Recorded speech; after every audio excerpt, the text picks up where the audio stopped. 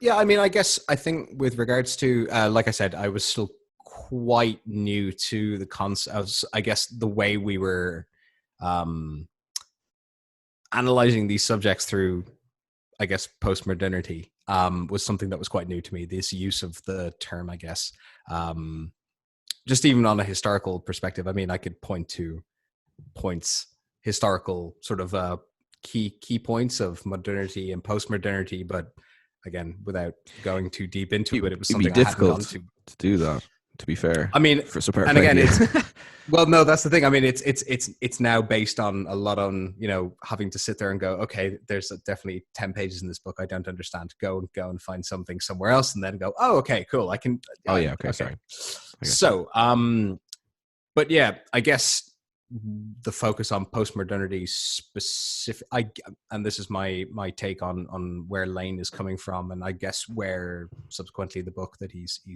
pushing is talking about it, is the, I guess, the um I don't want to call it an exit, but I guess the progression on from modernity, which I think, and I think even Fisher actually kind of points to this in Capitalist Realism.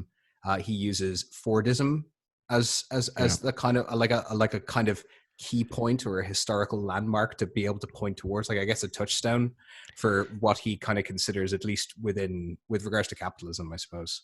It's Um, similar. It's similar to the what I was saying about Harvey and Marx for the last two chats. That there's all these frontiers, so that it's not so organized, but there's different strands in society that over the last 100 years change in a substantial way, and like postmodernism in academics isn't doesn't allude to one thing. In fact, a lot of people would dispute the term outright. But so what you were talking about there was post-industrialism, and there's postmodernism. Obviously, I'm not sure if the term came about through the art movement, but I mean that's a possibility. Like that may be the case, but just take it for the fact that that's a possibility, So and then from that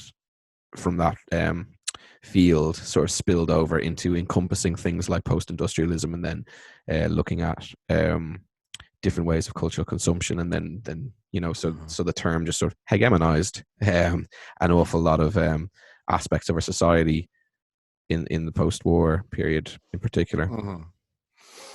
Sorry, continue. Um, If you no, and I guess the only other kind of, I think, very reductionist take that I think this might have even come up in a previous conversation just offline between the two of us was, this kind of moving away from modernism, where once upon a time, you know, sort of, I guess the notion of making like a sort of grand sweeping statements was sort of slowly giving way to postmodernity, where it became very granulated with regards to, I mean, I suppose with regards to politics anyway. Maybe maybe that's a fair now that sort of might be one of the key factors for what we're talking about. Yeah, absolutely.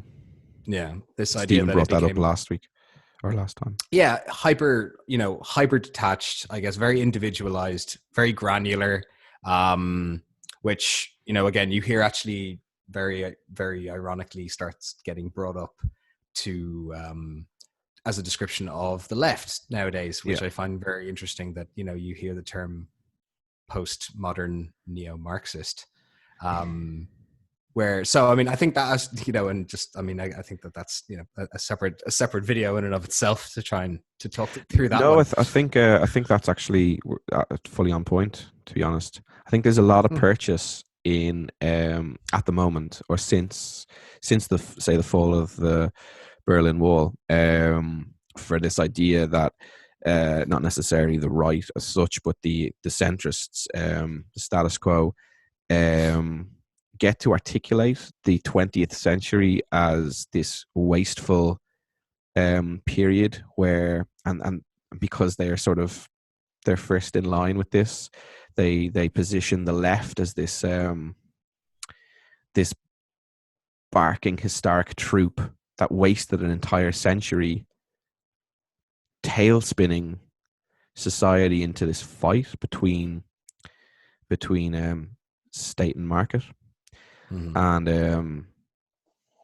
And now because we're out of it, it's wonderful and we're free and we don't need to do this shit.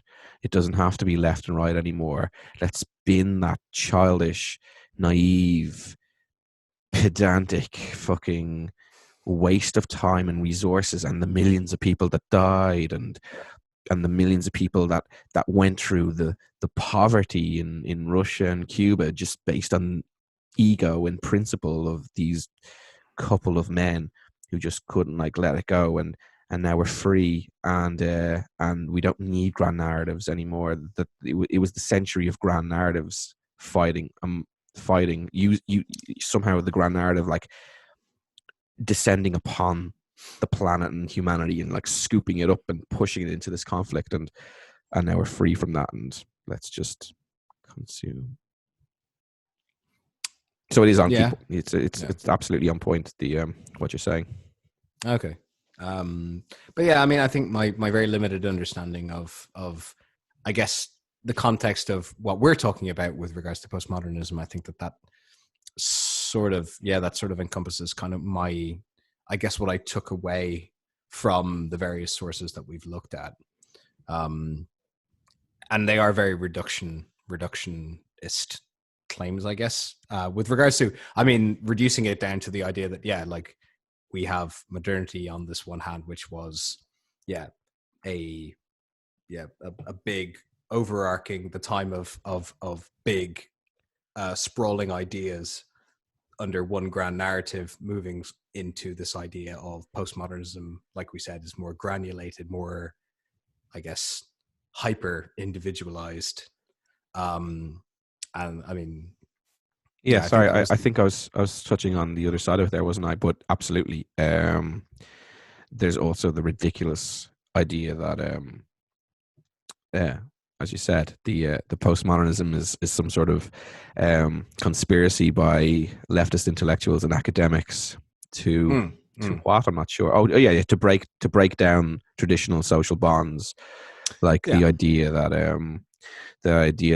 a man can be a woman, or a man can love a man, or a man can pee in a woman's toilet, and mm, this ridiculous conversation is a conspiracy to just like to smash what, all like those. to break Yeah. to, I don't even know what to, what does it take away from society. I mean, I guess that's the thing. Like another sort of conspiracy hot take that I've heard was, it's these ideas of, and you hear it actually. I think it becomes was it like Western Western normative values, things like the nuclear family. Again, like you put it, not the idea of relationships, of same-sex relationships, for example. um this is this very corrosive postmodernism that's being brought in by the academics on the side of the left. It's being brought in to try and tear down these ideals that we've built up, things like the, I guess, current understanding of democracy, as held by, I guess, more maybe right leaning Democrats. Nuclear family, the 2.5 children, white picket fenced house, um, Christian Christian values, values. yeah, absolutely. So I The guess, yeah, the postmodernism is there. It's all us beatniks coming in with our reefer and our gayness, and we're just gonna try and just wreck all that we're just gonna because we're just gonna blow our YOLO. gayness And into your face, and you're gonna catch it. exactly, like that's it. It's just, we come in with our memes, and well, no, they love memes. Actually, they love memes. We're Yeah, apparently shit at memes. Not my yeah. community. The right, Hmm. postmodernism, is a term that you can employ to describe the social dissolution of traditional values, and to a point the something that questions the symbolic order that define communities. When you reterm something, when you repurpose a term in terms of your perspective rather than the community's perspective, you are shaking the that symbolic order that holds that community together. Nothing wrong with that as such. What they're wrong about is this absurd idea that it's an invention, not an observation, and particularly an invention to do that by these specific people. So the flip side is where in capitalist realism, Fisher points out that in reductionist way of putting it, Thatcher fought for the institution of postmodernism. So on the right, it happened as well. Except, of course, it's not. You take the lid off that tin and you look inside, and you've got so what Thatcher did was institute policies that, and this is what Stephen really brought to the conversation 2 weeks ago. Policies that began a policy agenda over decades that instituted a cultural intervention. Excuse me. That a cultural intervention that, to put it really simply, separated people. So that symbolic order, the community, the person that just doesn't feel they fit in the community. So that's a really, that's something I'm sure we both can get behind. It's like, well, listen, you don't have to abide by these rules. You can get out and do it on your own, and feel comfortable, find a place, shape a place where you get to be who you want to be. But at the same time, on this cultural intervention on the right, not the invention of postmodernism to destroy the possibility of a left community working together against that right, that status quo, but determined policies and technologies, infrastructures and resources focused to feed people their individuality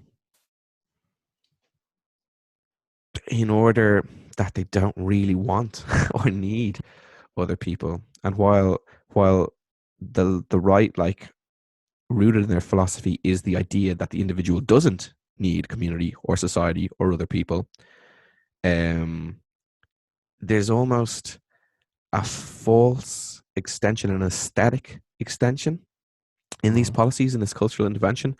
So, like, if you imagine like Jane Eyre or a Dickens book where there's the capitalist and the workers, the workers are so poor and impoverished they need each other.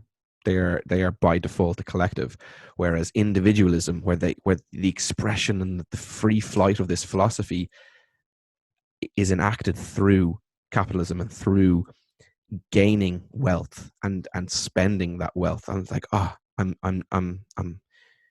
like the faster the economy is going, the faster I'm sort of my wealth is accumulating, the more free from everything else I am, the more independent I am.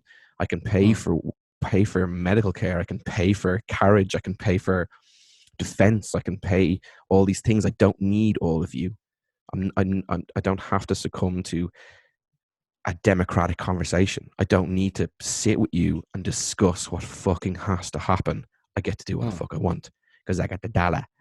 And that today then is extended in a really weird way through, say, like social media. You give people Facebook and you give people Twitter, and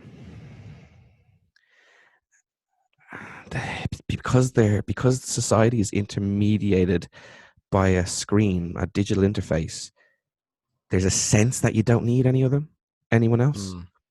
You sort of, like, if you're able to sort of, particularly whatever precarious work you've got, you do it and you drudge it.